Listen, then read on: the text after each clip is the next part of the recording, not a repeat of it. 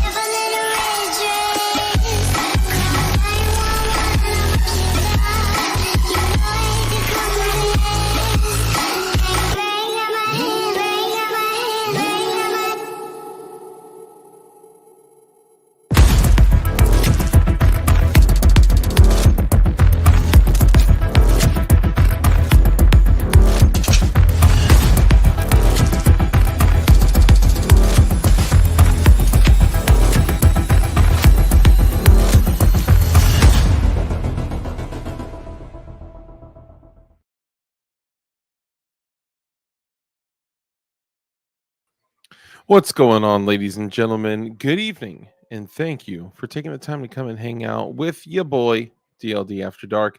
And actually, let me go ahead and adjust this here. I just realized I was like, "Dang, my standy desk isn't so standy." All right, there we go. Let me adjust this for a hot second. Uh, and let me know. I have my printer running in the background. If here, just to give you all a sample, this is what it sounds like now. Hopefully, you do not hear the printer. And when the gain is too high, all you hear is the printer.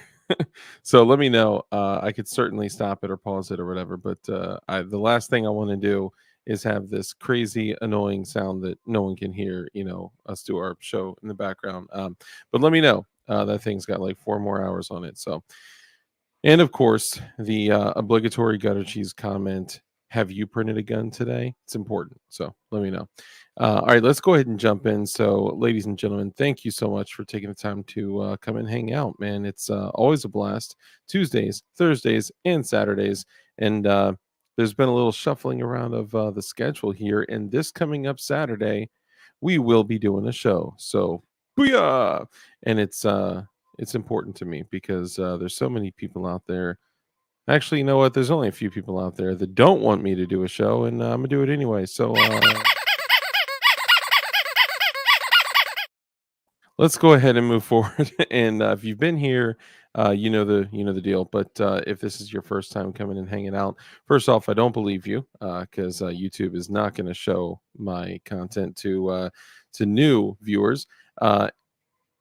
If you are saying that you're new, Fed Boys, we're going to take the next 10 minutes or so to welcome all of our people, especially the channel members, because that is literally 100% of the support on this channel is coming from some companies out there that look out. Love y'all. Obviously, companies like Goonbeam, Gideon, all you guys, but also, of course, Tack Knives too, Air Takedown Tool. There's a lot of the homies out there, but also I want to just shine a light on the channel members here, man, because you guys are the only support coming directly from YouTube.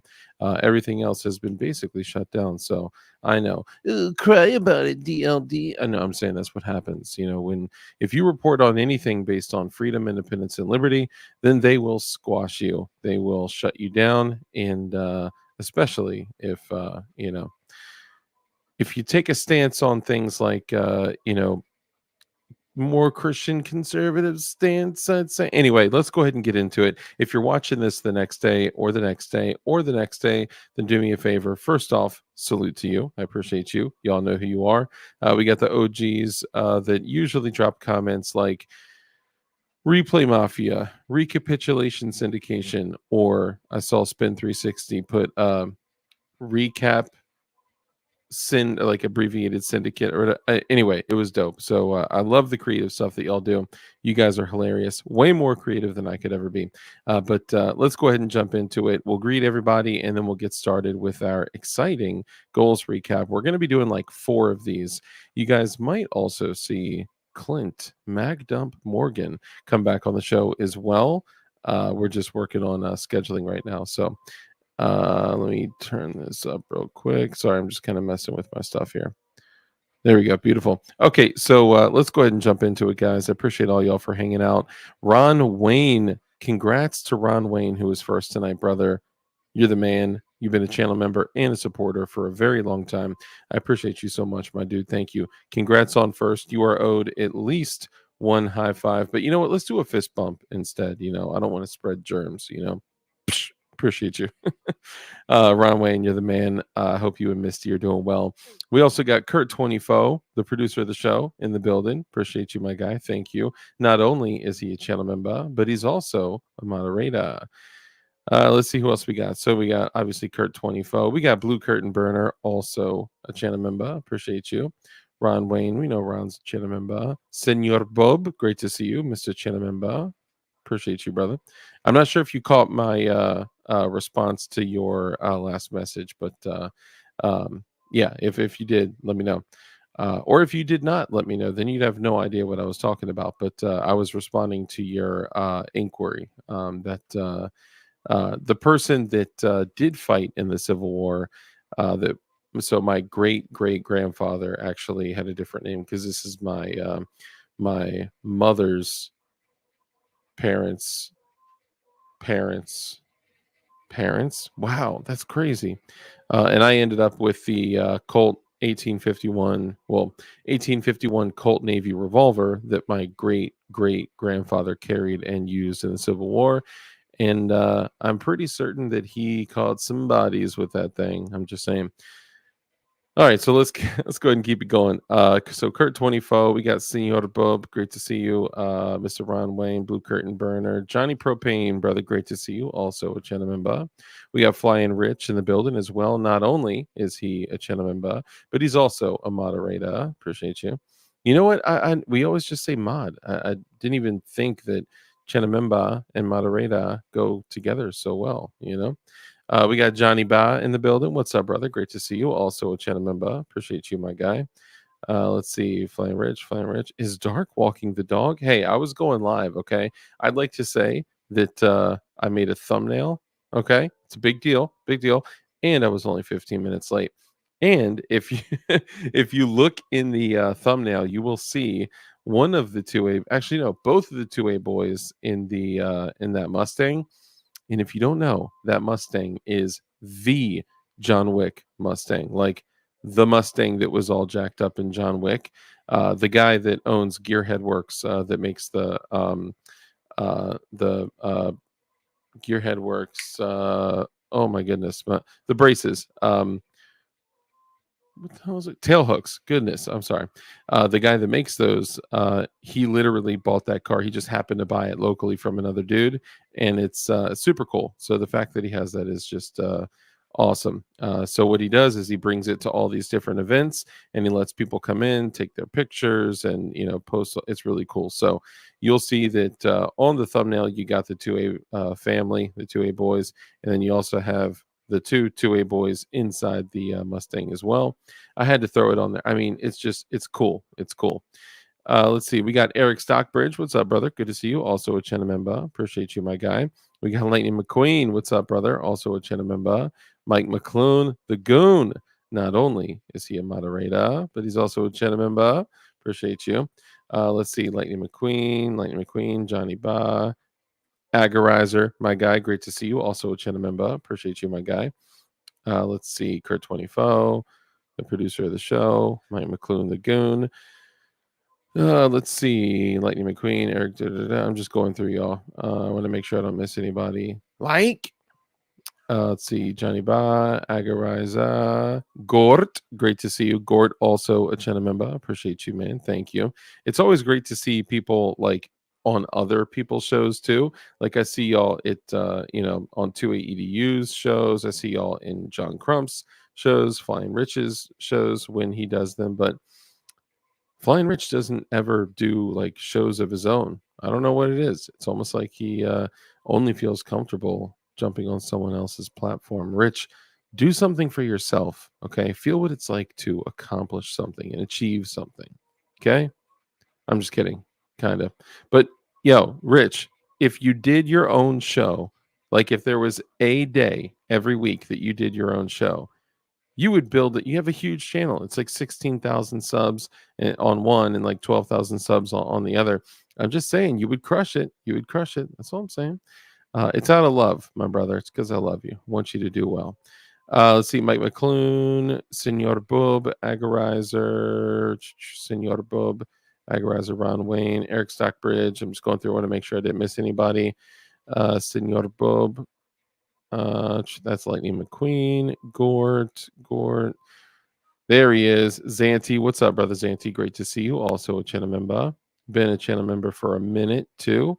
Almost all of y'all have been like, y'all are like the OGs. The OGs. OG triple OGs. Let's see. We got Zanti Misfit, Gort, Bob, Lightning McQueen, Ron Wayne, Senor Bub. Let's see. NSA in the chat, coming in to check on Dark. Thank you. I imagine that you're everywhere. You're in my phone, you're in my computer, you're even in those little devices that I make that blow up. I'm just kidding. I don't make those devices. Or do I? Let's see. Flying Rich, obviously channel member and moderator. Let's see. Senor Bob. Why does it seem? It just seems like it's so far away. Or am I just getting old, y'all? Hold up. Let me see who else we got in here. All right, we got Ron Wayne, Gord, Anti Misfit, Bob, Johnny Ba, Kurt 25. Let's see, Flying Rich, Santi. Hold up.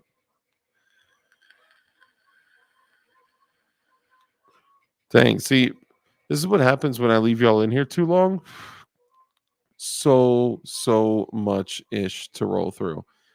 And it's like all the same people. Zanti, Kurt 24, Lightning McQueen, Agorizer, Lightning McQueen, Zanti, Blue Curtain Burner. All right, let's get to the honorable mentions. We got Big Fish from the Tactical Turkeys up in here. Great to see you, my guy. FGM, what's up, fam? Fat Gray Man, great to see you. Senor Bob with a 18-month member chat. Bro, you could literally have had 2 babies with the amount of time that you would need to do more than just support this channel for 2 months. But time-wise, I'm saying you could have had 2 babies. Channa member, appreciate you, my guy. Thank you. Now, don't go just running around having babies, but I encourage you and everyone else to go have babies, make families. All right, be fruitful. Chris from the 740. What's up, brother? Good to see you. Damien, my brother in Christ. Great to see you. Let's see who else we got. Mr. Gabriel. What's up, Mr. Gabriel? Great to see you. Like I said, we got Fat Gray Man here. We got Misty, Misdemeanor, Miss Wayne up in here as well. Great to see you. Pew Tang, my guy. Man, great to see you. It was actually really, really great spending time with y'all too. And I don't know why I said actually, like I was expecting it not to be a great time, because it was a great time. And I always love hanging out with y'all. You, Jordan, the whole crew, Mike. Mike's a cool dude, man. He's a cool dude. And you guys, you gave me a bed. The hospitality of of y'all, for real. Thank you for your hospitality. I appreciate you guys. Just looking out for a G. And also, Mr. Snow was there. He's a blast to be around. Mr. Snow is he's just so like logical and short-winded. You don't have to like listen to a whole bunch of bullshit. Like if you're listening to me explain something, it's like I need a 17-minute story to explain why something is something. Not Mr. Snow. He says, nope, no, because of this. I'm like, dang. Wish I could be so stoic. Let's see. We got Putane. We got G23. What's up, brother? Great to see you, G23. We also got, I saw Ross up in here. There he is. Ross, what's up, fam? Good to see you. We got Fire Rodder. What's up, brother? Great to see you.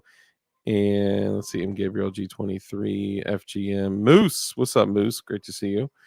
And just Flying Rich. Putang.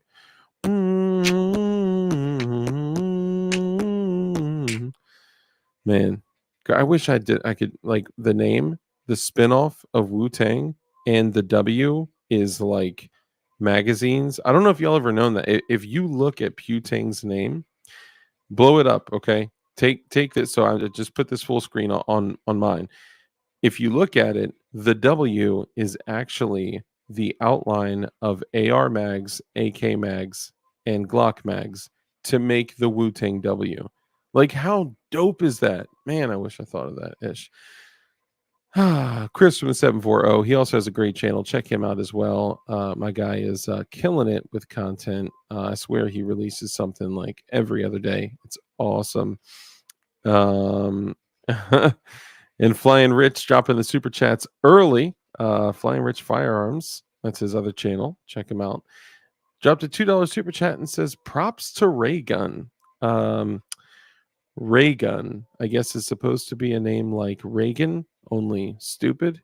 And she is an Australian breakdancer for the Olympics. Don't watch her. Don't. I mean, literally, it looks like she is convulsing and seizing on the ground. There is no breakdancing. Like when I grew up, and I'll pull my guests on in a second. I'm sorry, I can run my mouth for a long time. When I grew up, there were a lot of people breakdancing back then. Like your level of cool was how well could you breakdance? Okay, and this is early on. All right, this is back when I was in middle school. And these dudes were busting like 6 steps to flares to windmills to baby flares, like to a crazy pose, to like spinning on their head, literally spinning on their head. These kids were crazy. And that's not what she did. She just like held her foot and jumped. And she's just, it's almost like what's that kind of dancing that people do? Like interpretive dancing or whatever. Yeah, stupid dancing. That's what. Anyway, I finally told Rich, because I had not seen this. Okay, I was like, dude, just send it to me, and I finally saw it, and I was like, what a fucking embarrassment. And then I find out that her husband was like on the team that figured out, like, that selected who was on the team. Or I'm like, dude, okay, clearly she picked.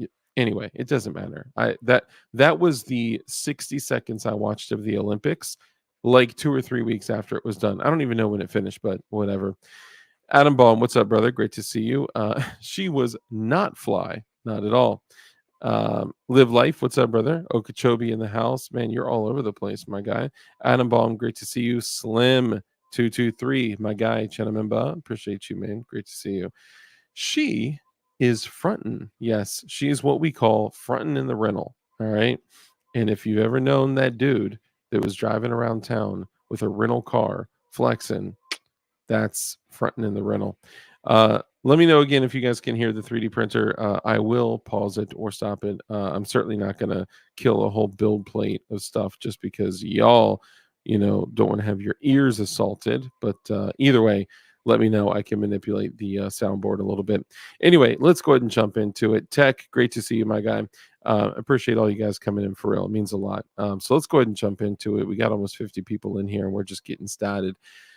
So you guys know that recently we went to the GOA event Goals. It was its first annual event, and it was a blast because of the amount of people that I was able to meet and network with and invite on the show.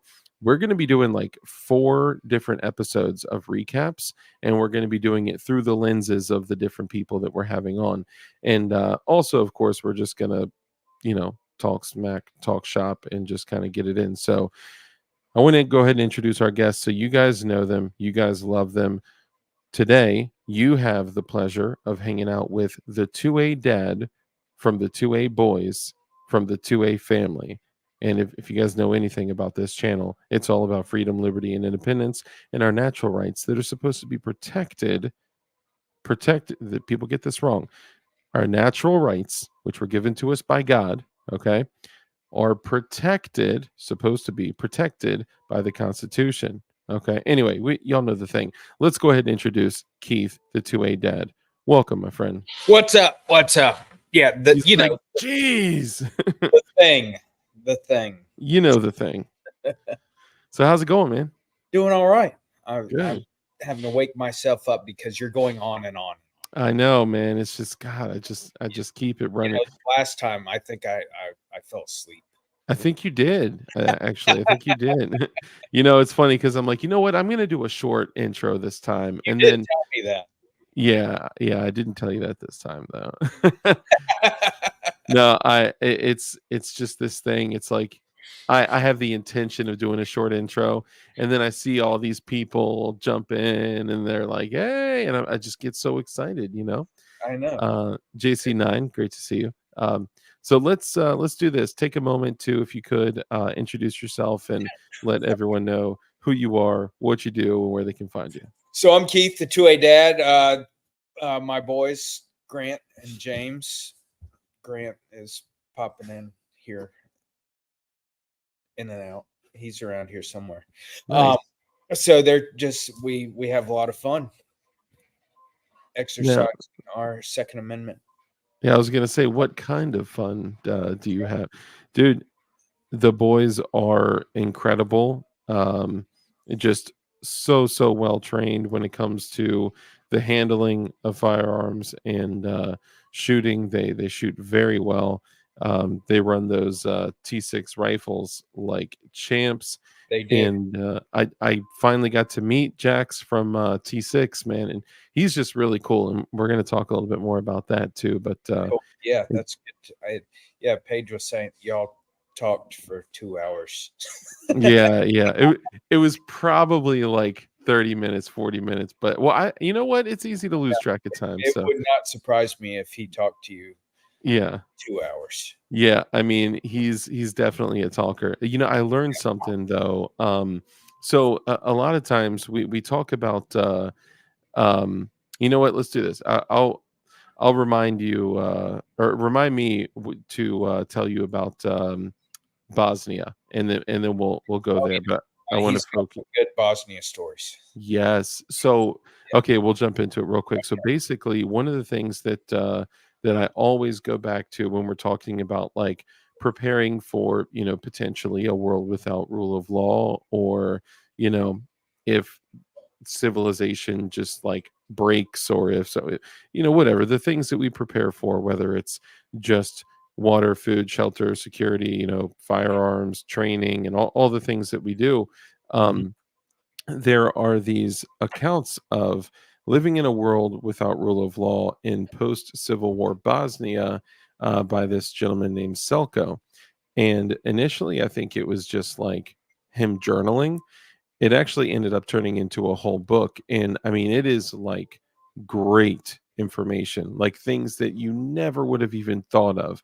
Like mentioning the fact that, like, if you don't start wearing, like, because he's eating during the times where everyone else is starving and dying of thirst, and he was like, if I didn't wear baggier clothes on purpose, making it look like I was starving too, people would know that I had food and they would come and kill me. Yeah. He also said that if my neighbors saw me going outside and dropping a deuce, then they would know that I was eating and they would come kill me and take my stuff. So like the way that he looked at it was just like so crazy. So when I was having a conversation with Jax, I forgot what it was, but he was kind of just saying like how crazy the world is and how we should prepare. And he mentioned something, and I was like, oh well, there's this stories by this guy Selko in post-Civil War Bosnia.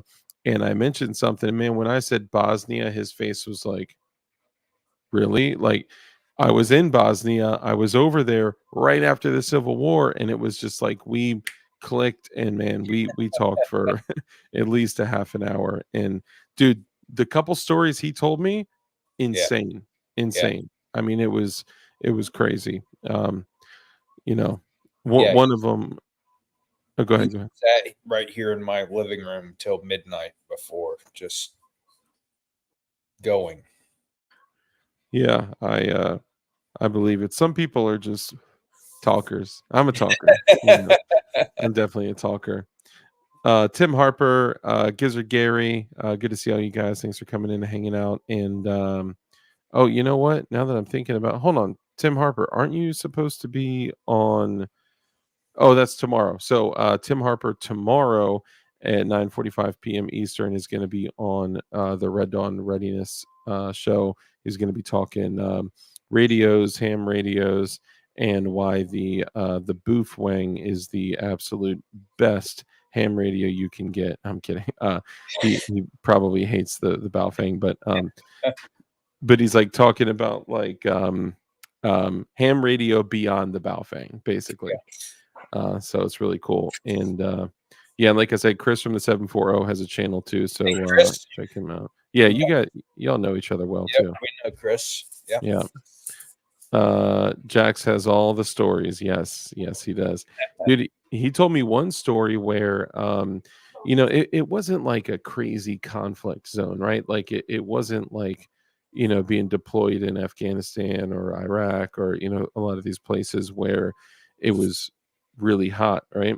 But he was saying that there were still a bunch of like landmines and bouncing betties and things like that. And he had said one night he was on security, but there was like nothing going on, so he was literally just laying down on the ground, and he had a team of 7 guys that were going out to do something. I don't remember offhand, but he said he was laying on the ground, and he just, as he was laying on the ground, he heard this like and felt this vibration. Mhm. And he was like, what the hell is that? He's like, that that felt like a mine just went off, because he felt the vibration on the ground, and then he heard the noise, and then Mhm. like almost immediately after that he heard when again felt the vibration, so he kind of got up, and this like cascading effect, the 7 dudes that went, um the first 2 mines went off, and then almost immediately after that freaking,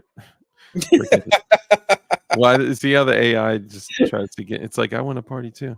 Yeah. Um, so the right after those 2 mines went off, he hears like a total of 5 mines. Oh What man. had happened was the 7-man team, if I recall correctly, the way he told the story, out of the 7-man team, one guy stepped on a mine and noticed that he did, so he like leaned or fell or something on another guy, who then fell on another mine, and then it sent the other guys scattering, and Uh, then 2 of the guys just dropped to the deck and didn't move, right? Which is honestly probably the smartest thing to do, right?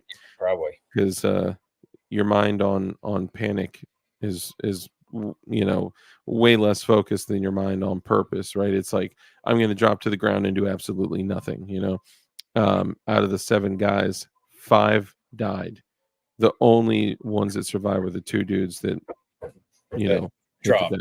Yep. They were probably bouncing betties, and Yep. they got underneath the Yep. shrapnel. Yep. That's exactly what happened. Yeah, it's crazy, man. And it was like a cascading, like them just falling on each other, hitting each other, touching each other. Like it was crazy. Yeah. D- DLD After Dark.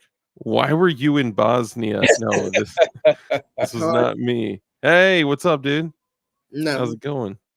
What are you doing? Let me guess. You're playing video games nope. and hold on. What hold on. What hat is that? Nice. Abolish the ATF. Nice. I love it. There That's it really cool. That's awesome. So did you guys start school again recently, or are you guys back in doing your homeschooling thing? Next week is when we're starting. Nice. Yeah, Cool.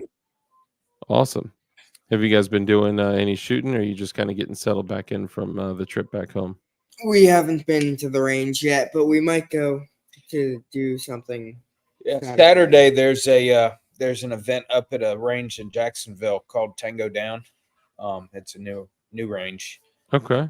They've got an event. We might ride up there. It's only 2 hours up there. So Dude, there's a Tango Down range in West Virginia. Oh, yeah? Not too far from where I live. I mean, it's within like a reasonable driving distance. It's kind of cool too. Is yours an outdoor range? Yeah, it's outdoors. So this one is outdoors as well. It's like about 120 yards. Okay. And when it's not, it basically they have, steel silhouettes and gongs and all that stuff set up. Yeah, And it's the same deal at this place. It's a no. They call it a no walk range. It's all steel. so that's probably okay. So I'm wondering if it's related. That'd be pretty cool.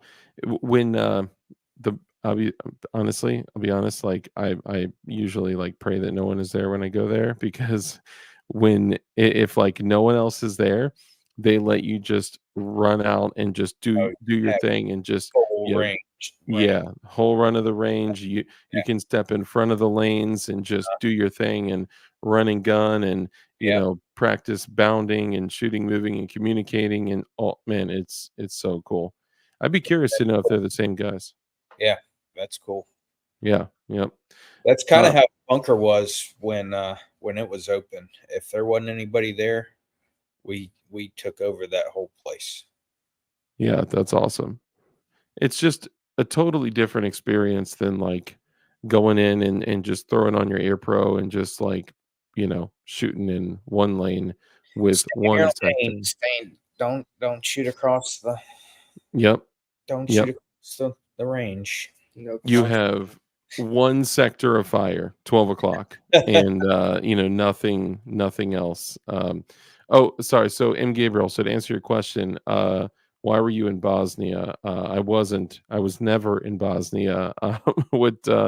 What I was talking about, and yes, they do. They have a YouTube channel.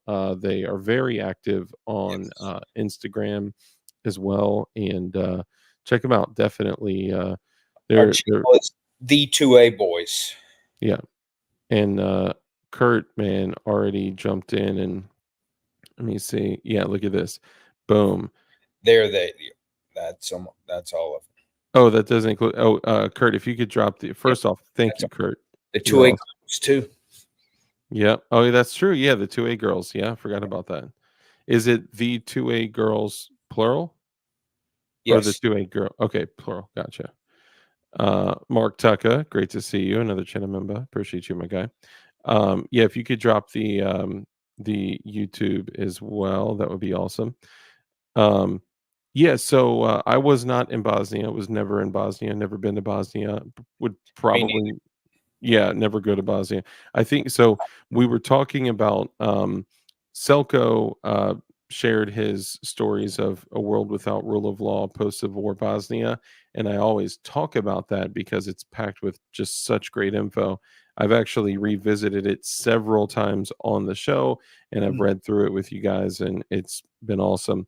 But I bumped into a guy that was actually stationed, I guess, because it wouldn't technically, well, I guess it would kind of be deployed, but he was with the army and was over there right after the war. So yeah, he'll come on the show and we'll talk more about it. But that was not me. I did nothing in Bosnia.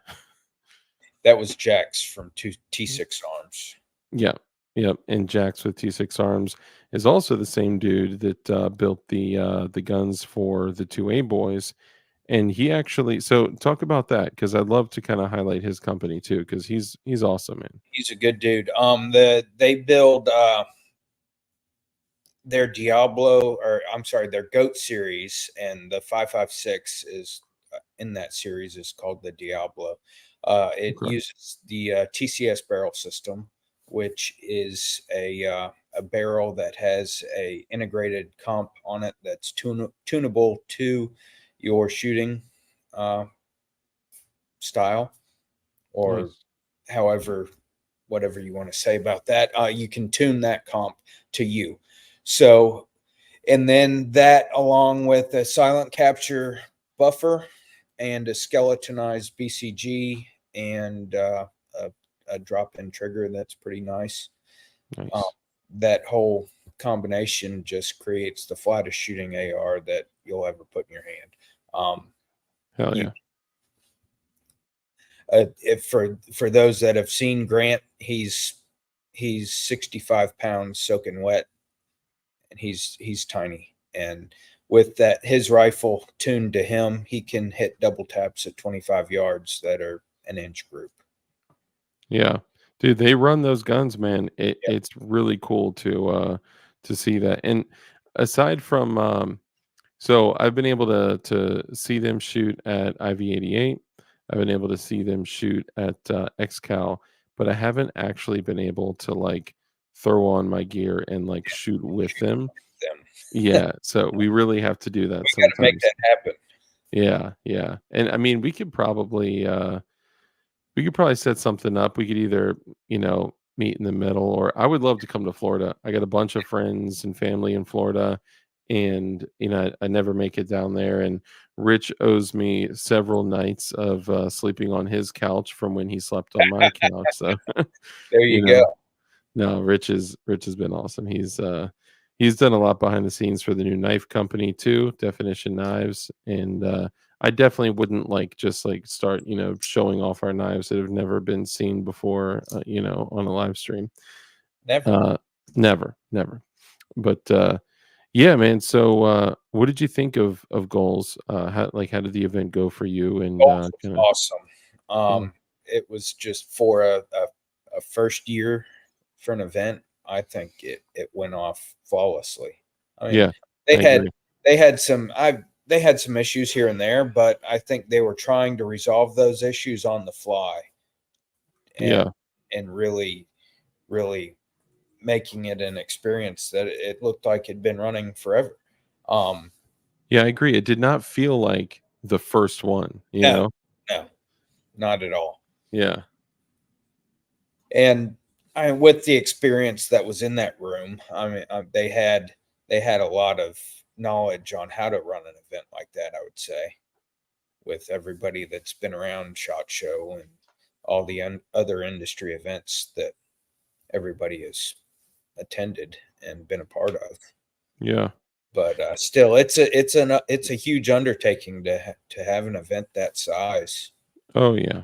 All the organization, I mean, just trying to coordinate like all the vendors and all that. I mean, it's a lot. And I know that event is going to be it's going to continue growing. It's going to continue to get bigger, and it's only going to get better. And the fact that they nailed it like that on the first one, that Yeah, was that was cool. that was Did, huge. did you guys go with like a plan of like, okay, here's where we're going to go because these are the things we want to achieve with our channel, or what was the goal? Well, the boys' goal was meeting Brandon Herrera. Of course. Yeah. Yeah. So they got to do that finally on Sunday. They were able through friends and contacts. They got in to see him, talk to him for a few minutes. That's Um, awesome.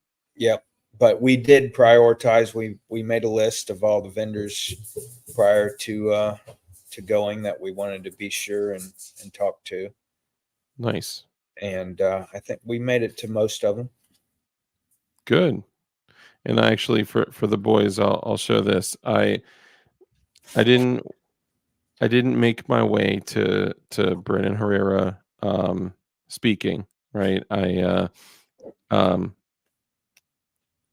did, however, we were out with Aegis gun cleaning, and so Rod and Shelly, Angry Sarge, Trash Panda, and Juan from SAR, Mhm. and that rap country artist, Don Welch. Don Welsh. Yeah, he's awesome. He's Yeah. a great artist. And then I see this beautiful man walking past the restaurant that that we're in, and I'm like, that's Brandon. So I walk out and I'm like, Brandon, and I could see he didn't really want to turn around, but he's like, so No. I was like, all right, I got to get a picture real quick. So sorry, I had to unplug my phone. So there's me and Brandon, of course, wearing the P80 shirt, RIP P80. Well, we'll see, but yeah, they're Do you have struggling. his phone number? I do. He actually came on my show, and he did a show for like 2.5 hours. Hmm. Here, I'll give out his cell phone number on the live stream. How about that? I'm just kidding. Yeah, no, I won't do that. Yeah, that's a good way to make friends. Yeah, I know. Well, the funny thing is, like, I would hit him up here and there, and wouldn't hear back. And I know he's super busy, right? So I had also recently had James Reeves on the show. With honestly, James Reeves is like such a great guy. He's just, he's an incredible person. So I hit him up, and I'm like, hey man, I hit up Brandon a few times and didn't hear back from him, and I just didn't know if you could like give him a little nudge, like, hey, get back to DLD or whatever. And he was like, Dark, let me tell you something. Brandon is one of my best friends. Like like literal best friends. And when we were at an event together, I left my wallet in his car, and all my ID, my carry permits for different states, all my credit cards, everything.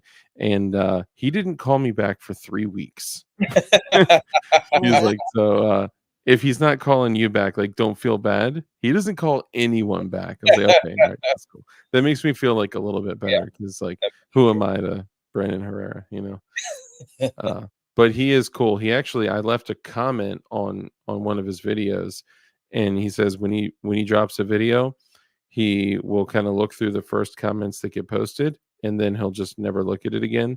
Yeah. And if you guys are trying to get in touch with him, of course you could hit him up. Um, you know, um, we could find a way for you guys to hit him up, or if you just drop a comment like right when he posts a video, he will. It's highly likely that he'll respond to your comment, especially if you're like, hi, I'm one of the 2A boys and I love your stuff. He would have to respond to you. But, are you guys into AKs as well? Yes. Yeah. Yes. Yeah. What Yeah. have you guys fired AKs? Yes. What's your favorite AK? They don't know. I don't know the different models, and I know they all look the same, but Yeah. it's just me. But Mike from Batcave Ballistics has a milled receiver AK, full auto one that Grant Yeah. loves. That guy's awesome, man. I see him. He was in Knoxville. Yep. He's always at XCal. He's always at SHOT Show. He's everywhere, man. I can't go. And it's cool because I think he's out of Virginia, right? He is in Asheville, North Carolina. Oh, okay, gotcha. All right. I guess I always see him in Virginia. Yep. So there was a time that for the kiddos, there was a time that AKs were like $300 and ARs were all $1,000 or more. And over time in the US, things had changed to where importation laws changed, restrictions changed, sanctions were put in place, and those AKs that were like dirt cheap, you could get a Wasser 1063, which is just like a standard AKM, for like 350. But once they started putting all these importation restrictions on them, all these other companies could no longer sell them to the US, or they had to, get other relationships with other AK builders in other countries to work together and get them to the States through other means there. But now it's kind of backwards where anyone could go on PSA and get an AR for $350, $400, and Yeah. now AKs are all $1,000. It's Yeah. kind of backwards, but all of my AKs are from those days. I have a handful, and I wish I could pick them up and show you, but we're on YouTube. Yeah. YouTube. Yeah. Gray Hive might help us with that. Interesting that you bring that up. So, what is Gray Hive? Gray Hive is a new platform that is uncensored and 2A friendly. Nice. And we're gonna bring on they've got a lot of instructors on there already, and we're bringing on some content creators. We're on there. And Awesome. it's just they're starting to get some real support from the industry. G.O.A.L.S got them a ton of support, and everybody that they talked to about Gray Hive was all for it because they're tired of YouTube. Yeah.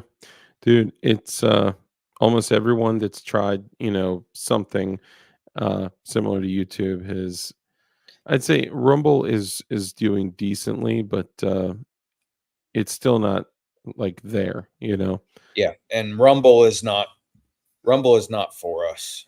Yeah. As much as people say they are, they're not. So, Gray Hive is putting together a very, very competitive. I wouldn't say competitive, but because there's nothing else like it. But their incentive for creators as far as monetization and paying Mhm. them is going to be second to none. Yeah. So Yeah. I'm definitely curious, and you're going to be helping them grow. That's one of the things you're focused on. yep. Yeah, you got me. I'll sign up, especially because it's kind of geared towards long form stuff, right? Oh yeah, yep. They are bringing a short form uh, platform Okay. online as well as a part of Gray Hive, but right now it's just mainly long form. Yeah. Just Do they have a live streaming feature, or is it just for uploading currently? for uploading right now, the live, Okay. but that's in the works.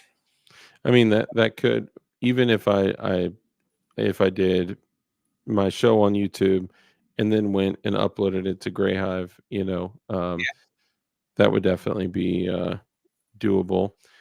Let's see, we got some chats here. My M400 from SIG was like $600 in 2012. That's a really good price.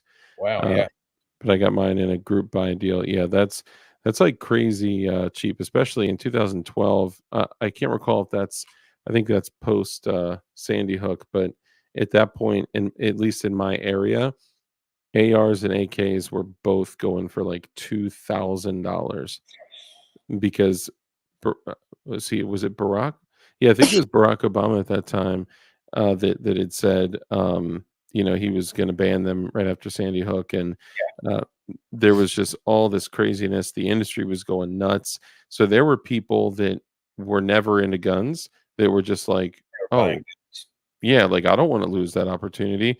Yeah. They would come in and be like, let me get one AR and one AK. And then I would, go do the paperwork with them. And then, they'd get approved. And then we'd go to finish up the transaction. And they'd be like, can you show me how to work them now?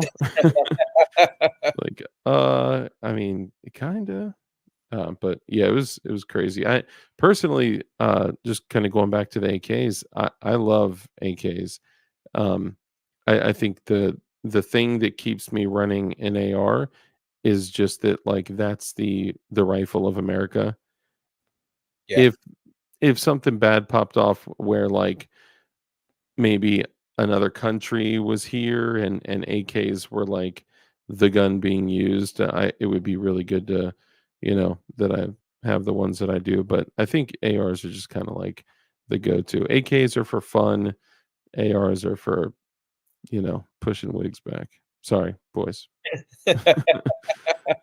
But yeah, I know that they probably have heard way worse than the stuff that yeah. Eagle Run 23, what's up, man? Good to see you. He says no eyeballs anywhere other than YouTube. I know, and we talked about this. Yeah. We literally just talked about it. Yeah. That's the challenge. I mean, that's the major hurdle with trying to start a new platform, is bringing our followers and subscribers over with us. Yeah. And yes, the turkeys, Gort, the tactical turkeys are on Gray Hive. They just posted a Gray Hive exclusive video of some content. They went to the Glock store while they were in Tennessee. Nice. And Glock store gave them some pretty exclusive access that nobody else has gotten. That's cool. That's awesome. I hadn't watched all the way through it yet, but it looked like it was a pretty cool experience. Nice. Yeah, I'll have to check that out. I haven't actually gone on to Gray Hive and checked it out, so I definitely do need to do that. Sport Brand, good to see you, brother. Thanks for coming in and hanging out. Baptized in Fire, great to see you as well. Too many choices talking about 40 Smith & Wesson. What are your thoughts on 40 Smith & Wesson? My thoughts on 40, I don't. It's lived its life. Yeah. So you're saying it's lived and died? Yeah. Yeah. The life course is over. It's run its course. Oh, sweet, Kurt. Thank you. So what Kurt posted here is TexasParksOutlet.com. So if you guys know Eagle Run 23, he's a gun builder, right? And he's actually a very highly skilled gun builder. He's a great content creator. And if thanks, Eagle Run, he says he'll set up an account. He's in support of it. That's Nice. cool. Yeah. If you have any questions, reach out to me. Yeah. Do they use like a code or put anything so people know that you're the one bringing them, or? No. Okay. I'll actually, when he signs up, I'll actually end up getting notified. Nice. About that. Awesome. So to show some love to Eagle Run, for all the coffee drinkers out there. So Eagle Run 23 is a coffee addict, and oh man, that smell! Oh my goodness, this smells like the best coffee I've ever smelled in my life. And I guess when I squeezed the bag, that little vacuum port was just like, yeah, we just like poofed it right. Oh man, it's so good.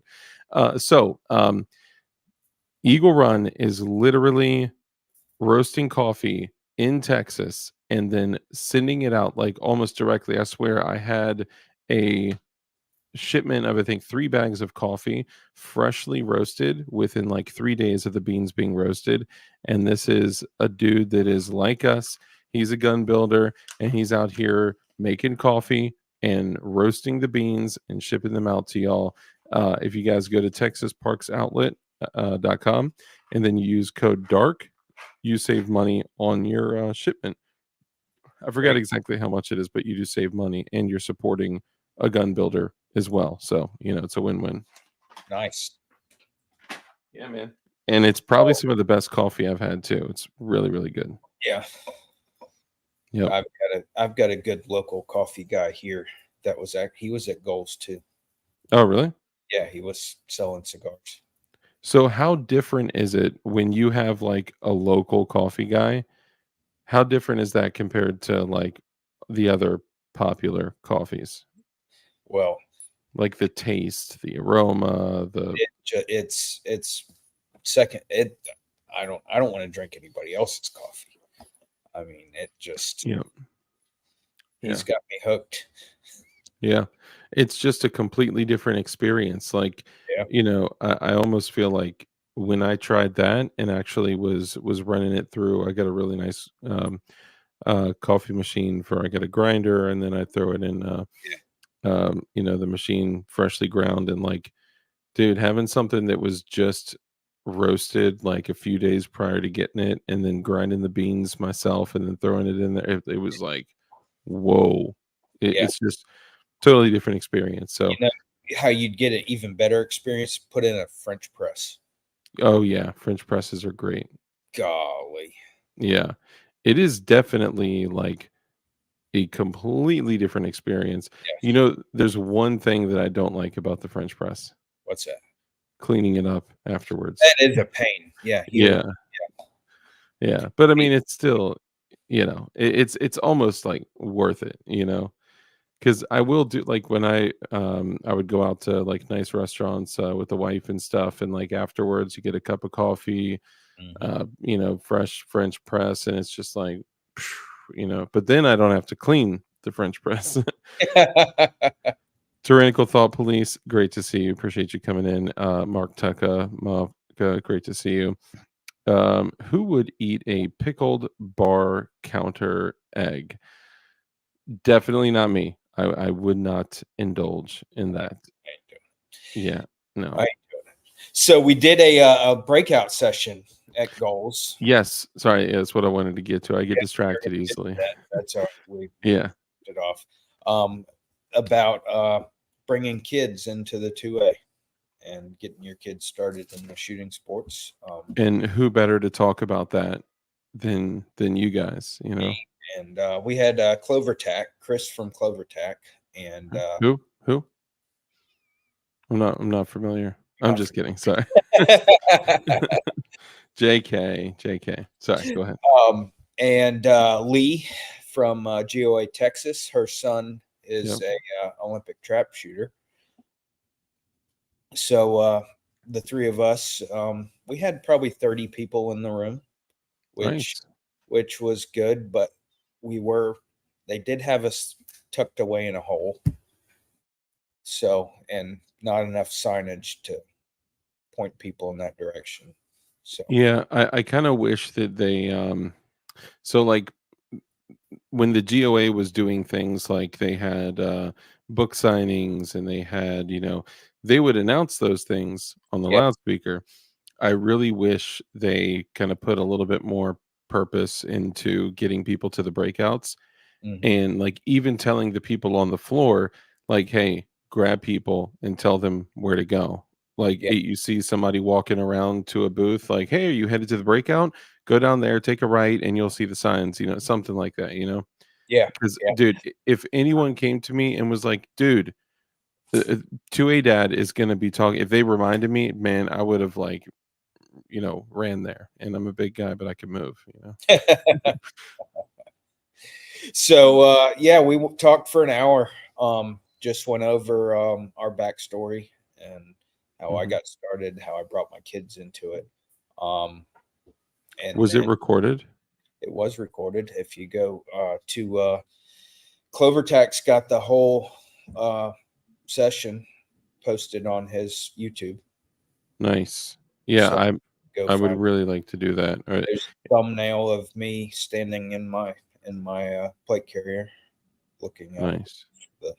the deal. But Nice.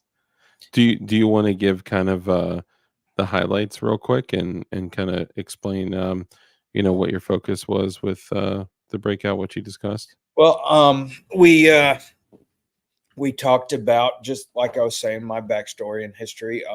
And then Chris, his story was more on the 4-H side of things, where he led with his kids who are grown now.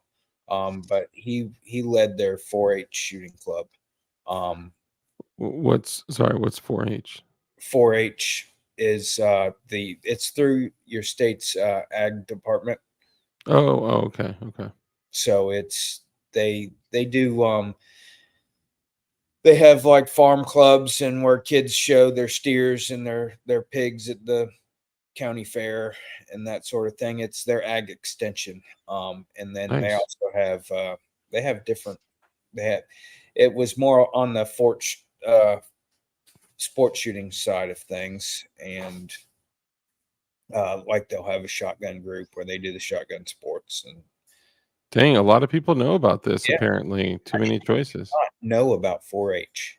I guess I'm just a dang old city boy. I'll tell you what. Yeah. um, So that was what he spoke on. Whereas my family, we've done it. We're not into organized stuff like that, I guess. I mean, mhm, not as much. I'm not against it at all, but it's not how we've gone about things.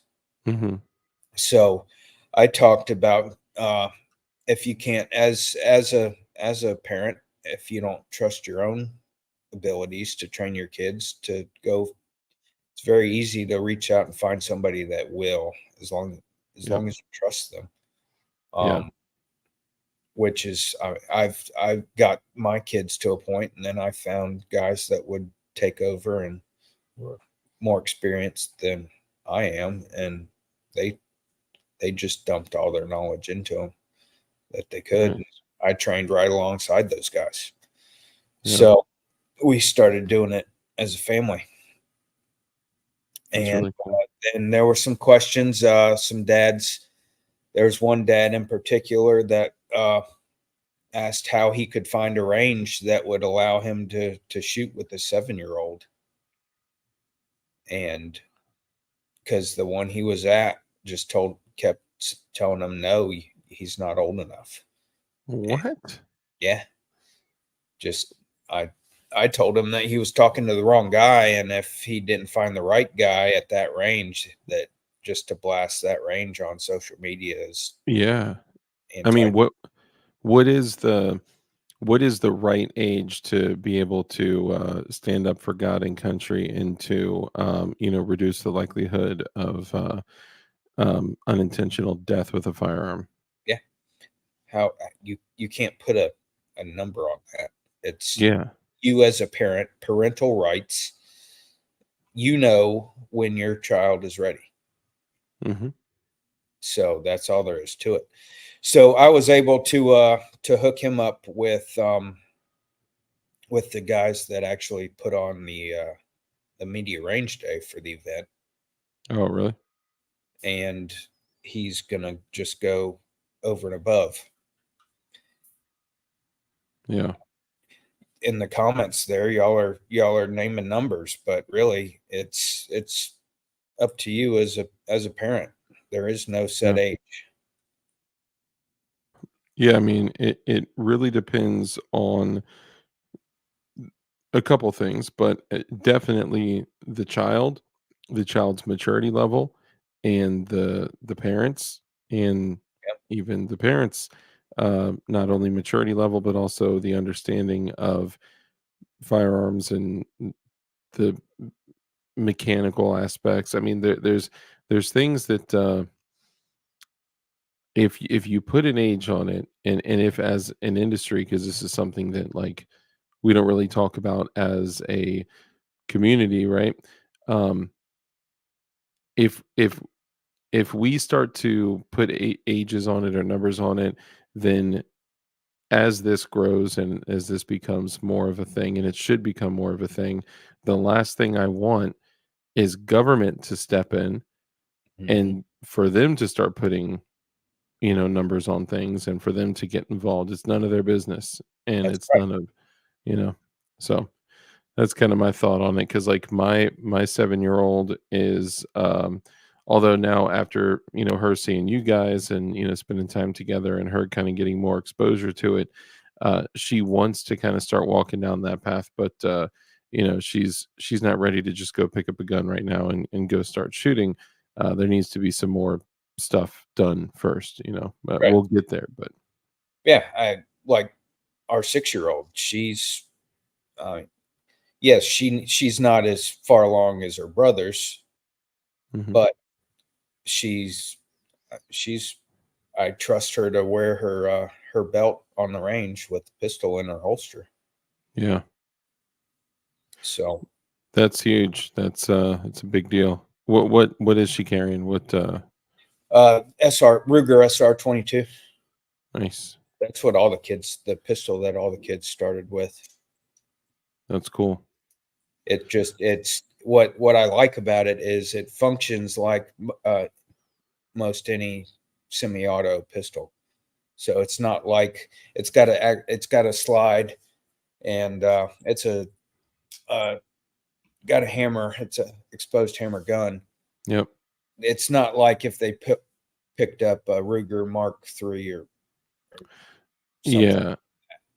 You definitely you're hitting in the right ballpark, because like being able to get into a gun like a 22 that has similar controls, Yeah, similar feelings, similar ergonomics, similar mechanical aspects. And it's a shame, because like so many of the 22s on the market, like they're totally different, right? that's right. Like, it one thing is, even though the Sig Mosquito kinda sucks, um, as a gun in general, it does, from, like, the controls, the way it feels, the way you rack it, the, safety, magazine release, and all that is good to go. Like, Hmm. the Walther P22, it's kinda different, like, the placement of the safety is different, the placement of the magazine release is different, you know, it's just some things are different. So, I tell you, one of the things I thought of was, I should get one of those, Advantage Arms Glock conversion kits, Hmm. and just build a Polymer 80, and then let my daughter, train on a Glock in 22, Yeah, that's a good. That's a good idea. I see Steve from Range Minded Podcast is in there. Yeah, look at that. What's up, man? Hope Welcome. you're feeling better. He's been under the weather since GunCon. Oh, wow. Well, I hope you're getting better. Yeah. Keith is a stud, awesome dad of amazing kids. I could not agree more. I love the kids, man. Your boys are awesome. I haven't met the other kiddos, but or no, I did meet. You met Kyla Yeah, at Guns Out TV. yep. And At XCal. they will all be with us at IV88. Nice. Yeah, I'll be there. I'll be there solo, but I'll be there come Yep. October as well. Cool. So, what else? I heard that there was a moment where you got a little passionate at Yes, the I event, did. I and was telling a story about Grant, and it that little kid, he gets me. yeah, man, dude, trust me, as a Yeah. father, there's always just those things that kind of get you. Yeah. So, He's got the heart, and just to see that in action, it's those life moments that yeah, that'll get you, and you never forget. So yeah, he's a little warrior, man, for yeah. sure. So tell me about it, like what had happened. Well, he was working his way through a drill. We were training. It was an unconventional rifle class, and he was. We were running a relay with two teams, and he was working his way through that drill, and he was forgetting his holds because we were shooting from unconventional positions, Hmm. and so your holds to hit your targets are going to be a little different, and Yeah, it was a lot on him. He had the weight of the world and his team behind him, and everybody's passing him. And but he was struggling, but he worked his way through it and came back, and he made it. He was fine the rest of the day, but just watching him struggle through that, but not quitting and persisting and figuring it out. It just, at his age, it was really cool to watch. And as a dad, it just makes you proud that that's he didn't quit. yep. And at that age, man, he's what, 10? Yep. Man, kids nowadays, some of the challenges that we're having with our youth is lack of attention span, um, a lack of a willingness to push through and persevere. And it's so easy for a younger kid, especially a 10-year-old, just to give up and say, "I'm not going to do this." He And just put his rifle down and said, I can't do it. But yeah, yeah. not him. Yeah. I mean, that's huge, man. And that's what so like during that time when he was experiencing those challenges, like what was it that kind of like brought him back? Like, did you have a talk with him, or did he just do this on his own, or like what was it that Well, kind of? the instructor went and reminded him where his holds needed to be, and then he started getting his hits. We're shooting steel, so Mhm. he was listening for those dings. Yeah, And once he started getting them, he came back and he finished the drill. And yeah, the stress of that came out there when he was done, but everybody gathered around him and lifted him back up and said, "You are doing good." that's And awesome. I mean, if it probably, if he had quit, I mean, everybody would have still been supportive of him, just knowing because, Yeah, oh, he's a kid, this is a lot on him. But the yeah, fact yeah, he worked through it and stuck with it, that that really shined a light on him and yeah, what he's about and all those men around him. Because he's the youngest guy in the class by 40 years. yeah, I mean, it was, and he was keeping up with these guys. yeah. That's intense, especially like for that Yeah. age. And I love that like they understand the seriousness of what they're doing. They Oh, understand there's so I imagine, I guess, if they were lying down, he probably was thinking from a vertical standpoint of his holds, as opposed to, when you orient the rifle sideways, now your holds are in a different place. like windage holds. Yeah, yeah. So it kind of I mean, I would get thrown off, I've been thrown off in that exact situation. We were actually shooting we had placed cardboard barriers up to kind of simulate like as if we were shooting underneath a vehicle to shoot Yeah, further out. yeah. And it's interesting how much you can do with just like 8 inches off the ground, Hmm. like how far you could still shoot out.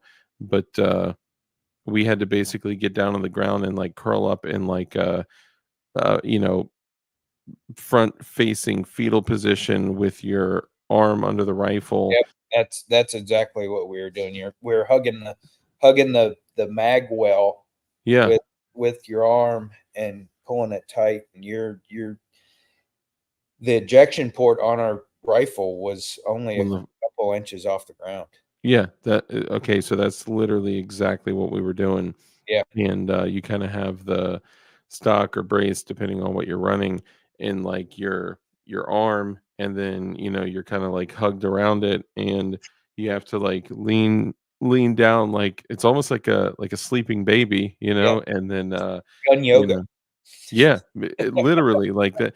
Now you actually did like a gun yoga uh class, or is this the gun yoga class? That's what it was. Yeah. This, Oh, okay, okay, that's making more sense. yeah. Because I saw your text like, "Yeah, we were doing a gun yoga class," and I was like, "Oh, cool," and then just didn't revisit that. But, what other things did you guys do? We were shooting our during that class. Yeah, We shot yeah. from like they called it a junkyard prone was his name. Um, which if you're shooting like over the hood of your vehicle Mhm, or uh, some similar where you're trying to get down, if you lay your rifle flat instead of vertical, mhm. you can actually get lower and just expose the very top of your head versus your whole head. Yeah, And you also avoid, the if you're shooting a lot of cars, the hood is contoured, it's got a big hump in the middle, yep, and you have to make sure you're not shooting into that hood. yeah. If you're holding your rifle vertical, your height over bore with your sight, whatever sight your red dot you're using, you You have could to. be putting rounds into the car. Yeah, exactly. Yeah, So by laying it flat, you're avoiding that, and also you're less exposed um, when you're shooting in that position. So yeah. Your hold is going to change when you're doing that, though. Yeah, for sure. Yep. If you get out, I mean, up close, 20, 30 yards, maybe not, but you're shooting out 100 yards, you're going to Yeah. have some deviation there. Yeah, for sure. And I think it's important. Most dudes don't get the opportunity to do this. They'll go to their, 50-yard range or their, 25-yard range. They'll sight in their AR and they'll be like, okay, I'm spot on. I'm done. Yeah, and you may poke holes at where your red dot is at, that distance, right? But like the moment that you go to take your rifle out to 100 yards, 200 yards, 400 yards, you not knowing where the holds are, it is a game changer, especially to have an optic where your holds are actually like etched in to the optic. It's a game changer. But the feeling that you get when you're like, okay, if I'm at 50, I know exactly where to hold, and Yeah, you pull the trigger, bink, every time, it's there. 100, bink, 200, bink, and that that confidence is game changing, absolutely game changing. That's being a gunfighter, Yep, yep, absolutely. and Uh, that's how these boys are trained. I mean, they're not competition shooters. They're trained to be gunfighters. yeah, that's awesome, man. I mean, it's super important too. That's I don't know where our world is headed, but I think it's important for everyone to you know prepare. And you never know when, like as parents, we all don't know how long we're going to be here. I'm pretty sure my father thought that he would live way beyond 74. Like it was not expected at all for him to pass away like that. So like we don't know how long we are going to be here, and the crazy places that it seems like our world is headed. Everyone, if they have the ability to protect themselves and others, it's important. So, and that's really why I've wanted, my daughter to get into it. I didn't want to like force her into it, but I'm like, okay, now she's 7. Let me expose her to some more stuff and, see if that's the direction that she wants to go. Shout out to Rod with Aegis Gun Care, the Hey, best Rod, gun cleaning stuff. we saw him over the weekend. Yeah, man, he's awesome. He's awesome. Yeah, him and his products are incredible. I encourage all you guys to and I believe Rod, I didn't see if he'd responded before. He may have already jumped out, but I believe Code Dark still works with Aegis. So, and if you guys do show him some love, it's a two-part cleaning solution. You have the cleaning solvent, and then you have the lubricant. If you use Code Dark, you save money and you support a great company. So there you go.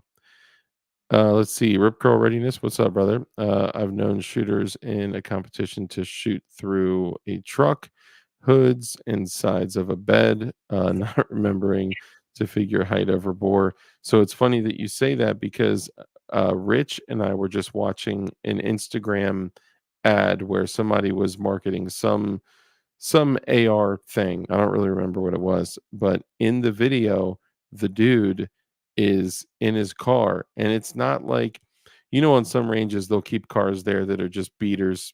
They got bullet holes all in them. They're all rusted, and this was not one of those situations. Like this was like this is the dude's car, right? And he pulls his rifle out, and from his driver's side, left-handed, he Yeah, shoots, and you just see his side view mirror go, sure. Explodes. yeah, it's just like gone. It's like, dude, and he left it in there it was an Instagram ad, and I'm like, dude, why would you leave that in there? Yeah, It's crazy. craziness. Thank you, Kurt. You're the man, Kurt. Let's see. Yes, it is. You're right. It is pronounced Aegis. Aegis. You're right. Yeah. And he knows that I pronounce it incorrectly, and he appreciates it. P38 Wilbur says, my dad was a drill sergeant that took game. You see, what does that say? Gomers of the bus. What? He volunteered to take his recruits to the beaches through war. He took us back to Normandy to the beaches, towns they liberated. Dang, that's crazy. Yeah. That's awesome. Johnny Uh, Propane was talking about the kid that dumps rounds from an M60 into his dad's truck bed. My kid dumps rounds from an M60, but at least they're not into my truck bed. They are not. They are not. The shells maybe, but not not the projectiles.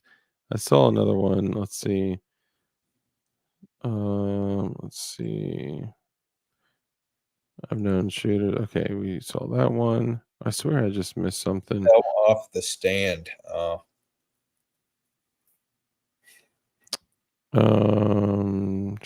Okay, I thought I missed something, but I was just going back and double checking. Yeah, appreciate you guys, man. I appreciate how talkative you guys are. It helps throw. If you guys have questions for Keith, let me know. I think it's really important to get our kids at least at an absolute minimum, let's call it safety training, Yes. to understand how to safely uh, you know, Take operate the firearms. curiosity away. Yeah. Yeah. So There's reason to have that curiosity there.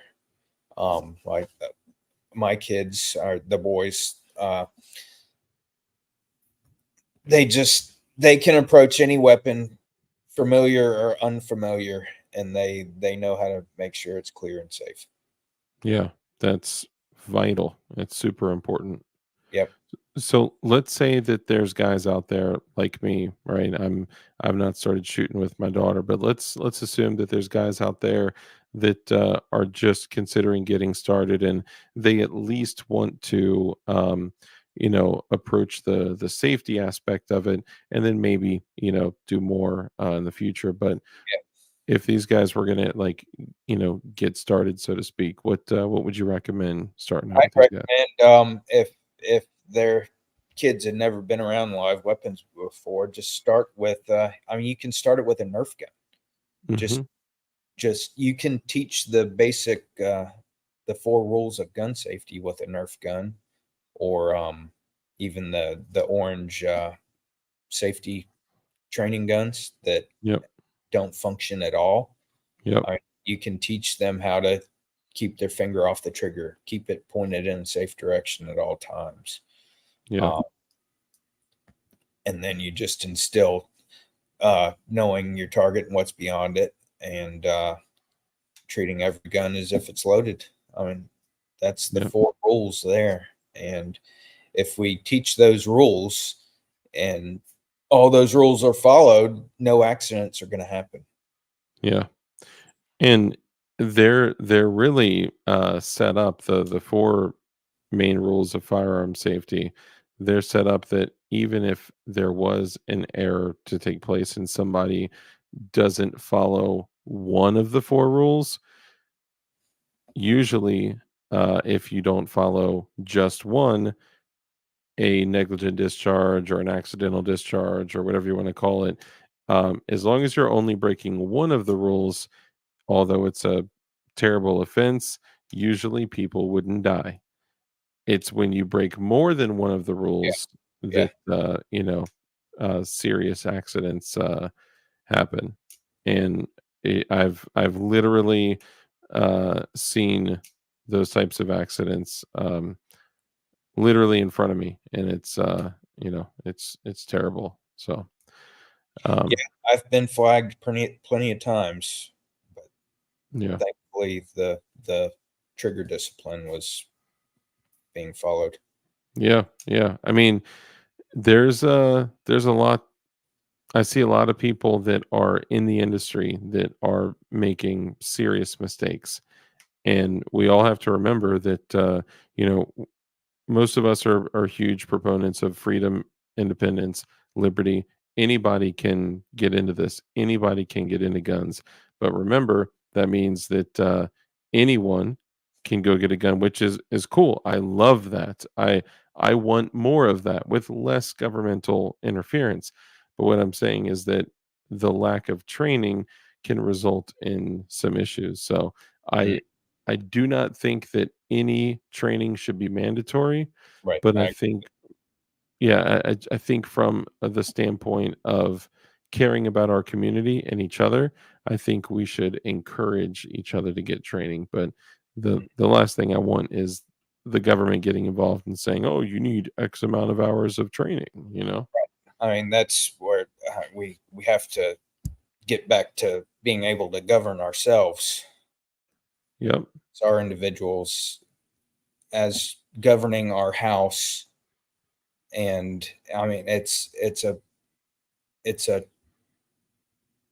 bottom. I mean, our system is upside down, is what I'm Yeah. getting.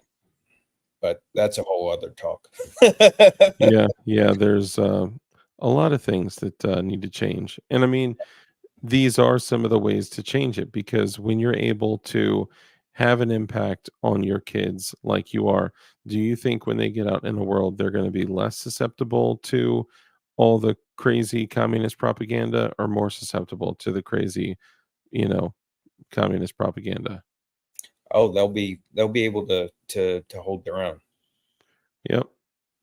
Yep. And And that not only comes from their their abilities with firearms, but that training them and the mindset that this is instilling in them is training them for life. I mean, it's yep, just guns are just the tool to teach life skills other than being able to defend themselves. It's a mindset, and it yep. gives them confidence that you don't see much of anymore. Also discipline on a Yes. very high level, Yep. responsibility. It's a huge character builder, and also you guys have taken some other you know, less traveled routes, and you guys have opted to homeschool your kids as well, right? Yeah. Yeah. And that's all part of it. And what I was getting at with the whole other talk. I mean, they learn they learn the Christian form of self-government. I mean, that's one of the major things that we teach on. Yeah. And that's just that starts with being able to govern yourself, then you govern your home, then you govern your community, and Mhm. then it spreads from there. Yeah, And if everybody was on the same page with that, we'd be living in a much different society right now. for sure. Yeah, it's I think not to go like down too crazy conspiratorial rabbit hole here, but it's better for those in charge if we're a mess, if we're not responsible, if we're not disciplined, if we are needy of them and their assets or support or whatever. It's removing independence from our free world.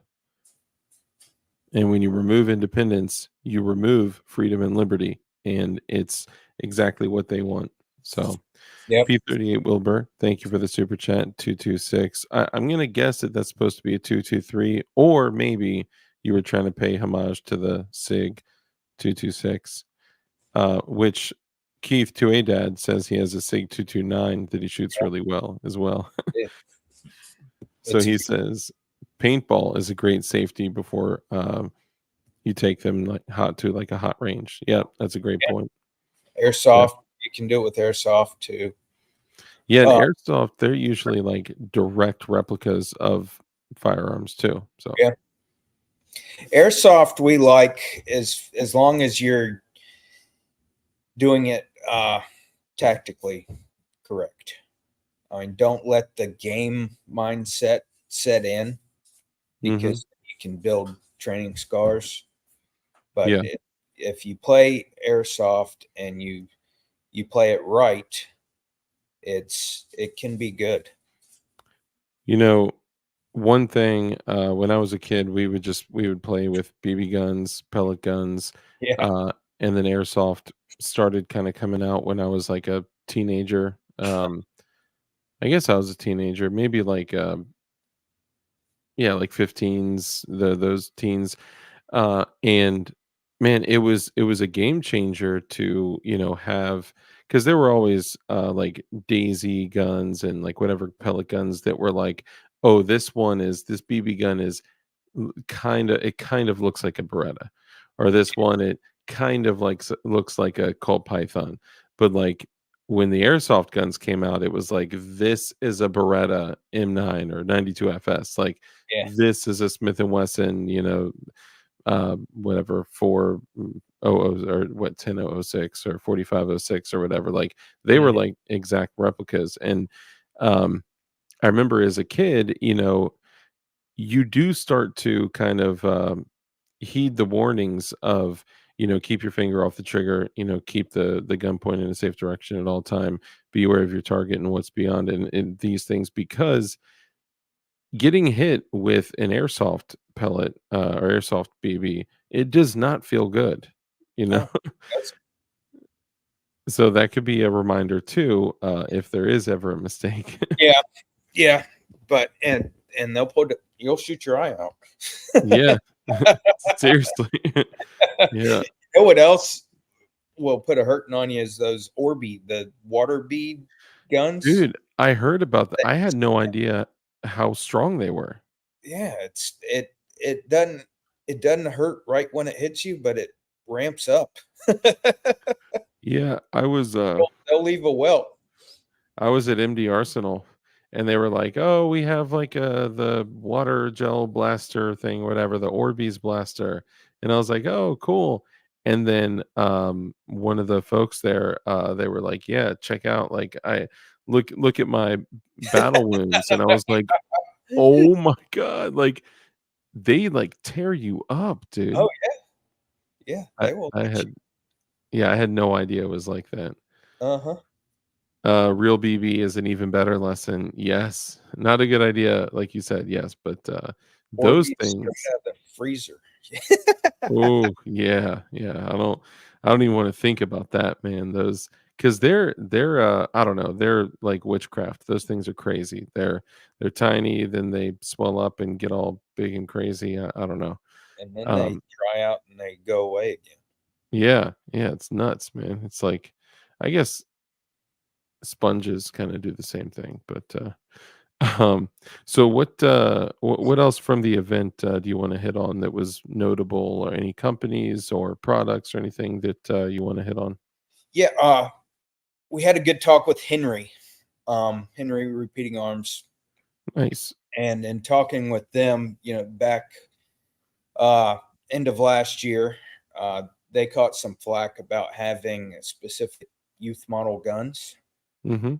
and how they they are the only company that did not remove the word youth from their product line, and Really? they're going to stick to that, and they're going to fight that battle and climb that hill, and they really like to see us participate with them, and that's still in the works, but we'll see what happens with that. But it was Nice. very encouraging because what their product line is, I mean, it's an American.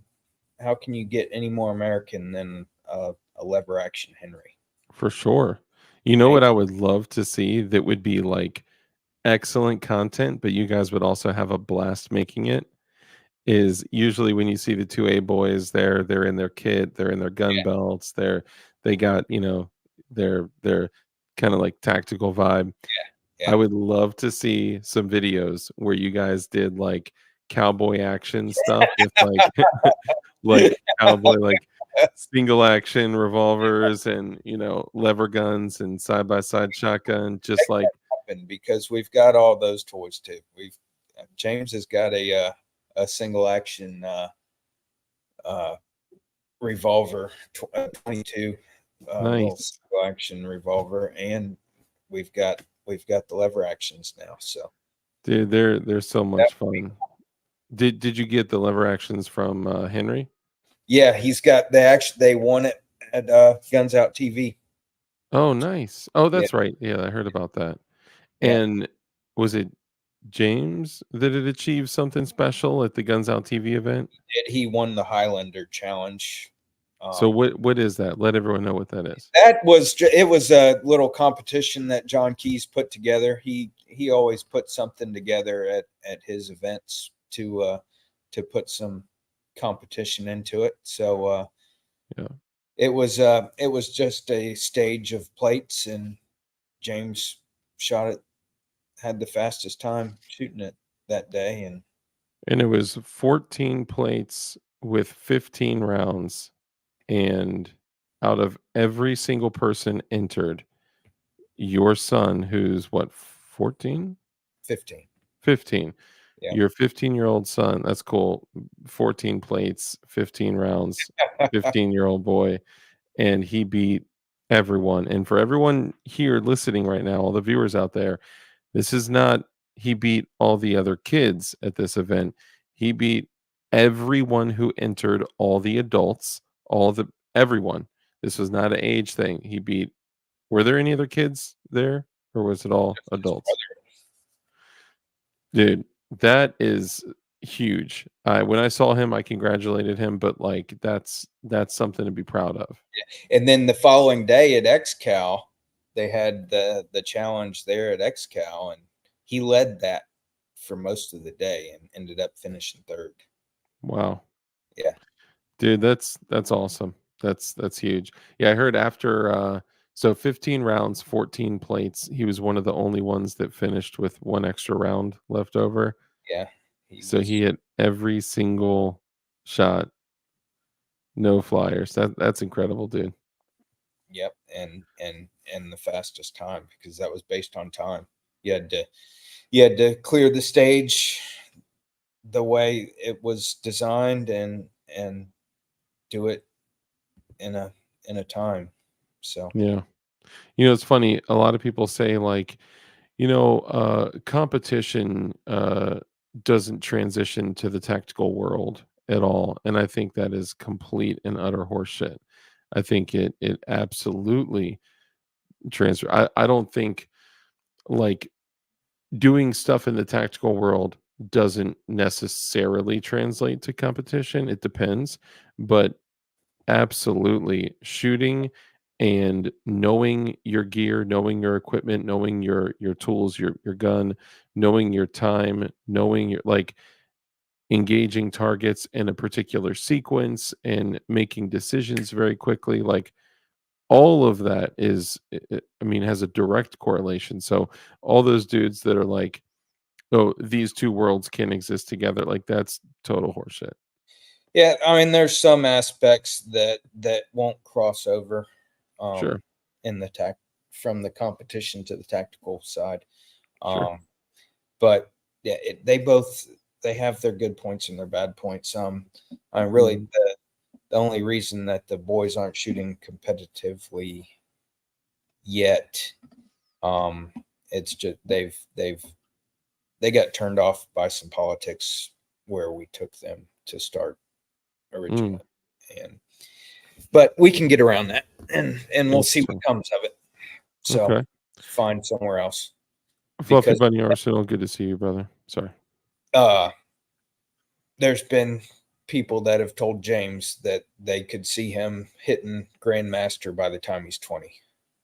Wow. Dude. And if he sets his mind to it, I know he can do it. Yeah, I believe that. I mean, your boys are very, very focused and driven, and just seeing them like it's funny because I think we were at the Gideon booth, and I think it was Grant, your 10-year-old, that picked up. It was a Prodigy with one of the Gideon optics on there, and he takes it, and the first thing he did is he took it, he dropped the magazine, or no, I'm sorry, there was no magazine, so he looked to see if there's a magazine in there, and then he racked the slide back, looked in there, like totally checked it safely. And while he did that, Flying Rich was being funny. He was being Flying Rich, and he went over and he was like, "Hey, young man, you can't handle that." And I did that a couple times too, just being. So I'm pretty sure they're probably done with that joke, right? But the man, the cool thing is just like just watching him, just like check it and handle it and feel the trigger and then hold it down and then, rack it and then kind of just like wait and listen and feel for the reset and him be like, that's pretty cool. Instead of I was just like, They man, are this game. definitely trigger snobs. Yeah, yeah. That's too funny. I tell me the story. You were at the PSA booth when the two ladies walked up, and both the boys were standing there at looking at the PSA pistols, and two ladies that worked for the convention center. I walked don't up. remember. It was Friday, and Friday. I think they came up and were asking one of them. I think they were both standing there. Oh, yes, that's right. So I totally forgot about this. This was actually a pretty important interaction. So there were two women that worked for the facility, Uh-huh. and they were like, going around doing like stuff on the floor. So they were doing like trash, they were doing cleanup, they were doing maintenance stuff, um, and the two boys are sitting there. They got their stuff on, and they're both handling guns.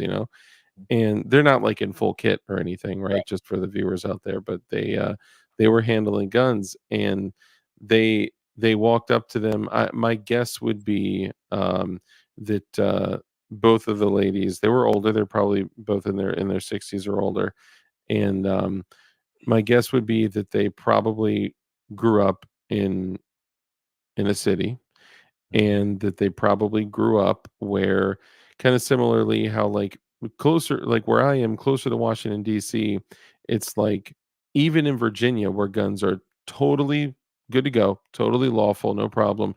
The closer you get to DC, people just have this concept that like guns are just for cops and robbers. Like that's it. Like good people don't have guns. And it's a flawed outlook, but I would guess from some of the things that they say that they may have had that concept. But anyway, they come up and they're handling firearms, and they came up and they were like, "This is your daddy," and they're like, "No," right? It's kind of funny, but they're handling firearms, and they were like, "Are you a shooter? Do you shoot, or like what do you do?" And first off, they were so like kind and so respectful, and they like basically stood at attention and were like, yes ma'am, yes ma'am, yes we do, we shoot ma'am, like like so respectful, and that was great. And they were like, well, how do you shoot? You're a kid. And they were like, we've been training for years, and we're professionally trained, and this is what we do. And it was yes ma'am, no ma'am. And um one of them said something like, "You're not going to be, one of those like school shooters or something, ma'am." And I don't think they caught like what she was saying. I think it may have gone over their heads, but man, it would have been a great opportunity to be like, "No, we're going to be the ones that stop the school shooter," But it just kind of went over Yeah. their heads. But in that time, man, it, I see, like back in that moment, that could have totally shifted those two ladies' perspective of firearms, of whatever division that's been created from you know our leaders of race, of firearms, of these two worlds, of the city and the urban, suburban, and rural, and like all this stuff that kind of separates us. I don't know, it was cool to see them really change their mind without saying anything other than just being very kind and respectful, Mhm. and telling them that they were professionally trained, and they were, it was cool. So hopefully I conveyed that message appropriately, but it was a cool experience. Yeah, I wasn't standing right there with them. I was out in the aisle talking to somebody else, and I saw you standing there Yeah, talking. they And were just blown away, yeah, because you think, I guess, not being in our world, right? Think of if you saw a kid with a gun, oh yeah, right? Like you just, I mean, I wouldn't see it that way. I mean, it depends on a lot of other things, right? But Mhm. you see a kid handling a gun, like if you grew up in DC or something like that, all of a sudden they would freak out, like, but I don't know. I think that that could have been like a huge moment for those two ladies there. Yeah, It was cool. it could have been. Hopefully, it was. I mean, Yeah. And that honestly, that's what I feel like y'all's content is really about, man. It's changing minds, yeah, being able to change minds and encourage other people. Like I probably would not be as focused on getting my daughter into shooting now that she was able to meet you guys, and now that she was like, "Whoa, I want to do what they do." Like they looked awesome, and they came out with like, carbon on their face and just like dirty with their gun belts on, and she was just like, "Whoa."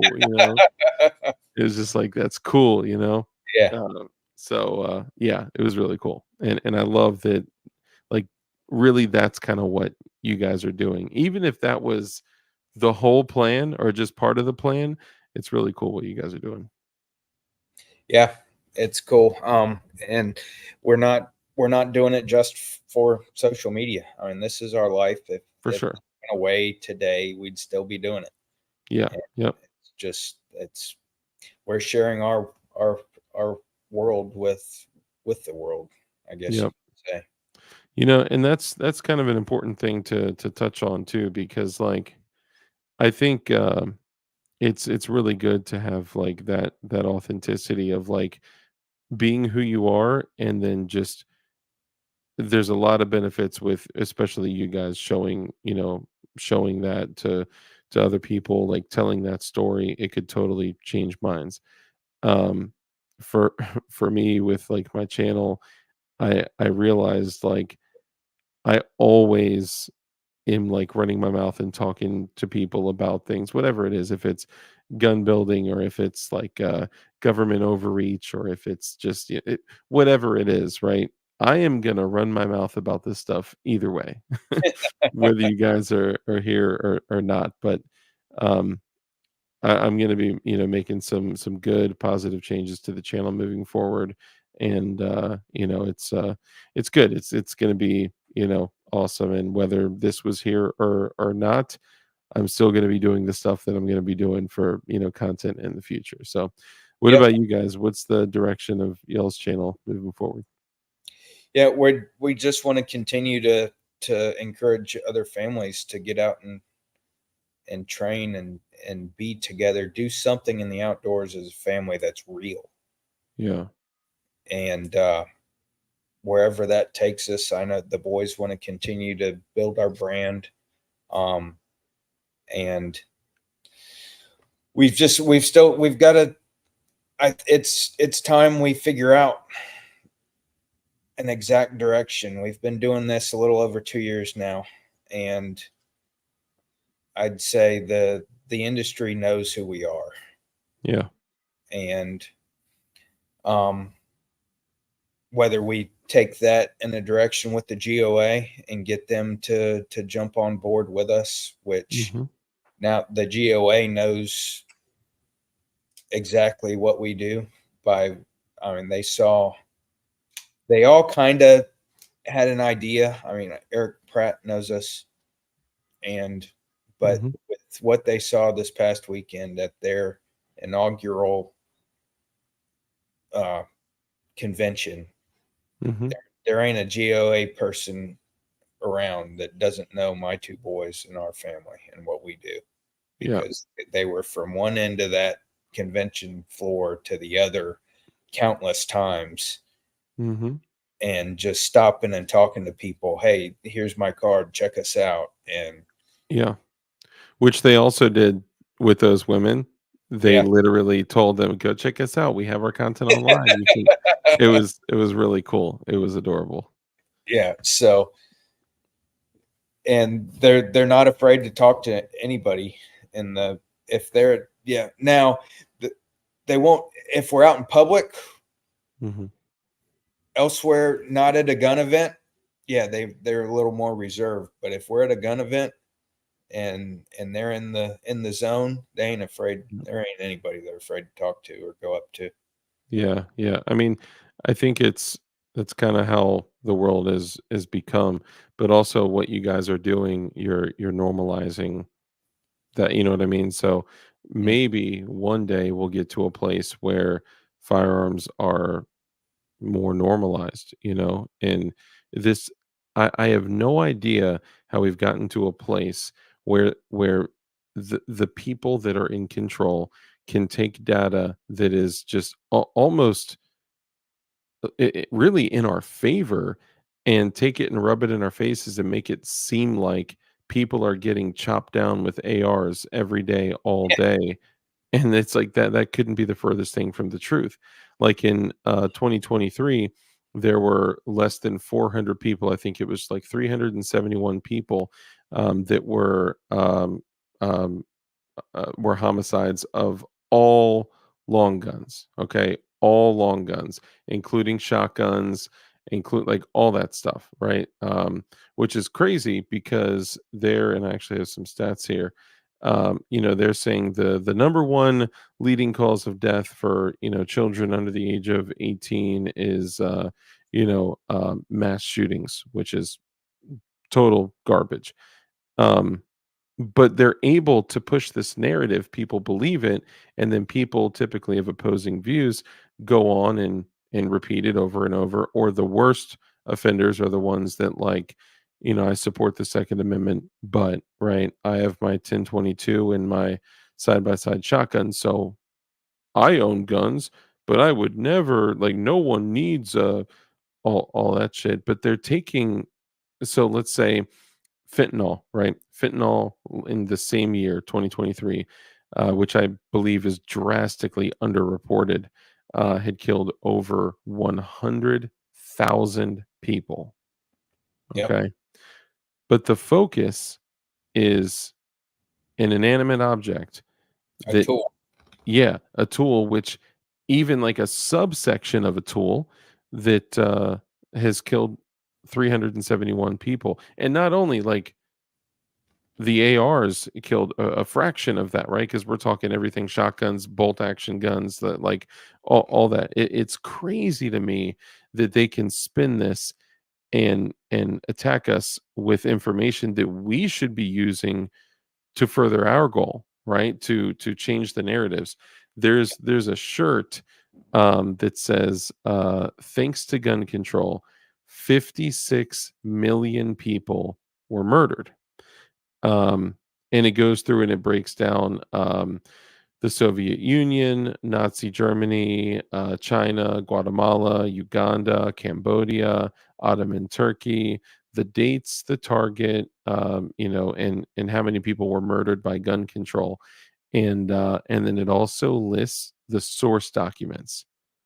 Like it's crazy that we need to make sure that we're telling the right side of the story. Mm. The other side of the shirt says, "Never let go of your life preserver," and it's got the AR in there. But I think it's important that we take that information and you know uh, do what we do to amplify our voices, like having a channel like this, having all the different platforms that you guys are on doing what you do. All of these things are making difference are making differences. Yeah. But it's we're whittling away one step at a time, but we're always going to be held back by others, by YouTube, by Google, by whatever, by all these major companies. So maybe things like Gray Hive, or even maybe some other things occurring in the future, could take us to the next level. Yeah. Could get it out to the We masses. can't quit. We can't quit. We got to keep up the fight. So Yep. I mean, Hmm. I believe that there were the few infiltrators that were there this weekend Yep. that wrote the articles. But hey, we've all had articles written about us, right? Dude, I knew. So John Crump shot me a text and was like, "Hey, there's a trace reporter. He's here. He's posing as a gun guy, and he's going in and he's collecting. I guess they called it evidence. I call them opinions, but it's crazy. And yes, JC9, the idea of communism has killed more than 100 million people worldwide and counting. Mhm. Um, hold on. Machine gun possession charge was dismissed by district court in Kansas yesterday on Second Amendment grounds. Yes, uh, Crump did a video on that, and that does not mean that everyone can go drill the third hole yet without the typical repercussions. Um, just know that this could, and this is exciting, this could potentially lead us in a direction where machine guns are removed from the NFA, which they should be. There shouldn't even be a National Firearms Act. Nope. It's absurd. The job of the federal government is to make sure that they and the states do not encroach on our natural rights. That's it. Their job description has changed over the last century and some more. So we need to procure our rights back or re-procure our rights.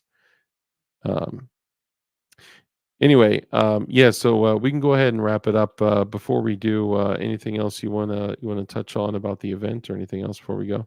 I think we touched on the event. And I Yeah. see Steve's comments. Thank you, Steve. Your support is felt, and I appreciate it. We From the people are the answer. We must teach our kids like Keith and fortify our future. Absolutely, man. yeah, Yep. means a lot. Thank you. Yeah, man. And what you're doing and what you and your whole family are doing, it inspires a lot of other people. It changes minds, like we said. So keep doing what you're doing, man. It's awesome. Yep. Yeah, I heard about the GOA lawyers filed a FOIA request to the ATF to see if there were any agents, informants, or anything they were doing there. I am positive that they were there. They got to. They're not going to miss an opportunity Yeah, like that. They think when I'm just like thinking like I got a picture like what they're thinking, and they probably think we're all like in a circle, literally drilling third holes in our lower receivers together. Like they're probably. idiots, man. They yeah, probably throw in force reset trigger parties and like they're they're jaded in the way that they think, and it sucks because even the ATF has pushed out like I will never say that the ATF has any good lawful purpose. However, there were people there that wanted to just catch bad guys, right? That wanted to just catch people that were, you know, committing like actual crimes, right? Not property ownership crimes. Right. And they're chasing those people out of the ATF, Yeah. or they're smoking them out, right? Because all those people that give information to people like John Crump and other investigative journalists, they literally smoke them out to find rats. They fire them, sometimes send them to jail and or ruin their lives. It's insane. Yep. Absolutely insane. And yes, free Matt Hoover and Justin Irvin. Absolutely. So, in the end here, guys, you guys got, another glance into the life of the 2A boys, and we're both, men of God. We're both Christians, and usually I tell you guys that the way the world is looking, I would encourage all of you to get right with your families and get right with God. Usually, I'd say if you don't know what that looks like or what that means, what getting right with God looks like, then you could reach out to me. um could they reach out to you as well, or Absolutely. yeah, that's awesome, thank you. I just always like to ask, but let's make sure that we're also supporting people like the 2A kids, the 2A dad, the 2A boys, the 2A girls, the two all those guys and gals, and Dog too. and the dog. You guys got the 2A dog. What's the dog's name again? 2A Tootsie. 2A Tootsie. Yeah. And also make Might sure be that we're back with the chicken page here before too long. We got chickens. yeah, that's right. You do have chickens, man. How many chickens do you have? I have 14, I think. We've had a few of them only lasted a couple days, but I think Oh, we're at 14 now. that's awesome, man. Yeah. Yeah, that's eventually I'll get to a point where I can have some chickens. I wish chickens were like animals that were clean enough to like have inside the house, but they're just disgusting creatures. Yeah. We So had them inside for the first few weeks, and that was some work. yeah. Yeah, yeah. I don't recommend it.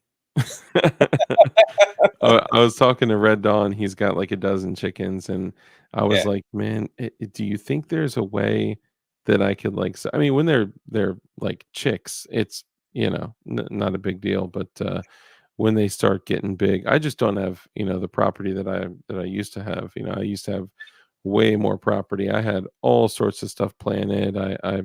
You know, uh, but yeah, things have changed. But anyway, as we wrap up, guys, I want you to remember that there's a lot of companies that are dependent on you for their success, and the companies like Goonbeam, one of the best flashlight companies out there. He's just one of the homies. He's one of the guys, and he's a dude that is cranking out incredible flashlights that are at a price that is at or less than the cost of streamlights, and the performance is exceeding that of Mod Light and Surefires and some of those really expensive companies out there. So we got to make sure we show him some love.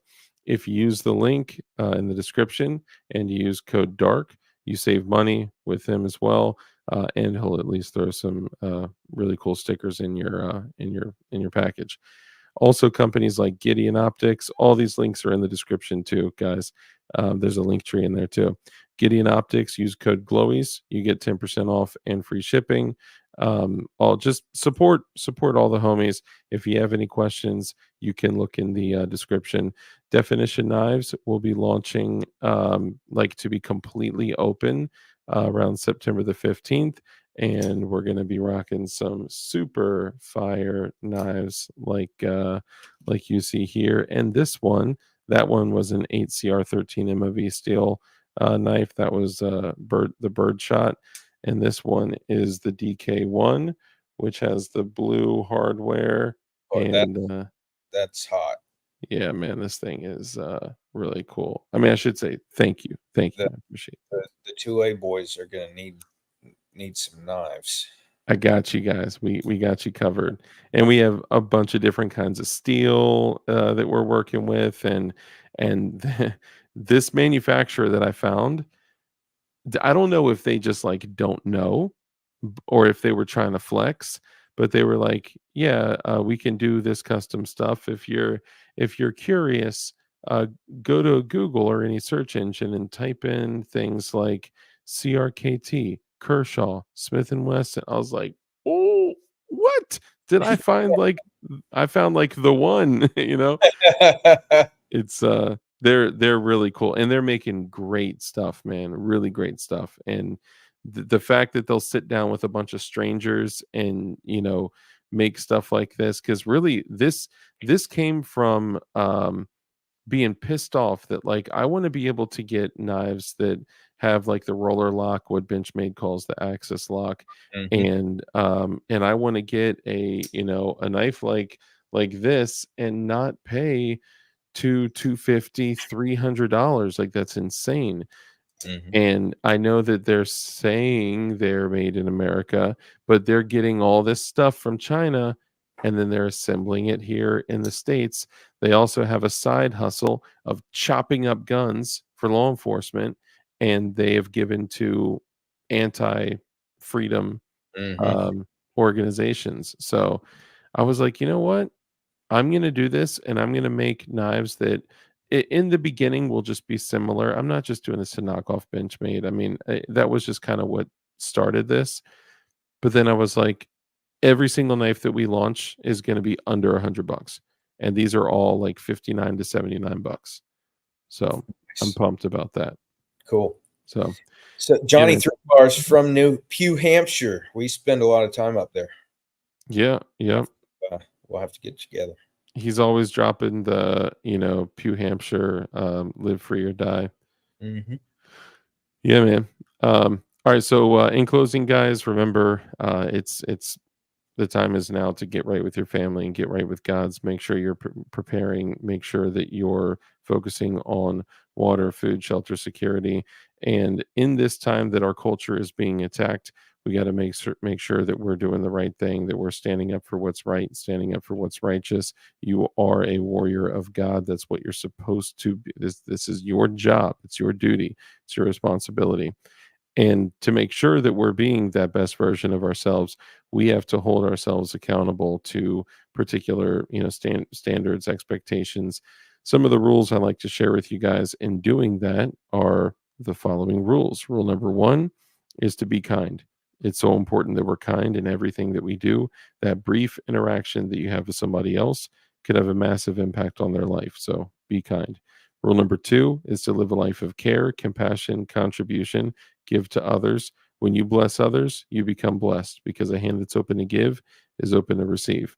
Then, rule number three, because we know the only way for us to defeat evil is with good men skilled in violence, make sure that you're becoming as highly skilled in violence as you possibly can be, and be safe, be dangerous, and keep that thing on you. And with that, ladies and gentlemen, we're out of here. Go support the 2A family. Hit them up on IG, on YouTube, on all their stuff, and be like, DLD sent me. Ayo, nice. That thing is fresh. I appreciate all you guys. Thank you, Keith, for coming on. You're a great Appreciate man. you having us. Yeah, And man. stay frosty. Absolutely. You too. Ladies and gentlemen, we'll see you later. Thank you again, Keith. See ya.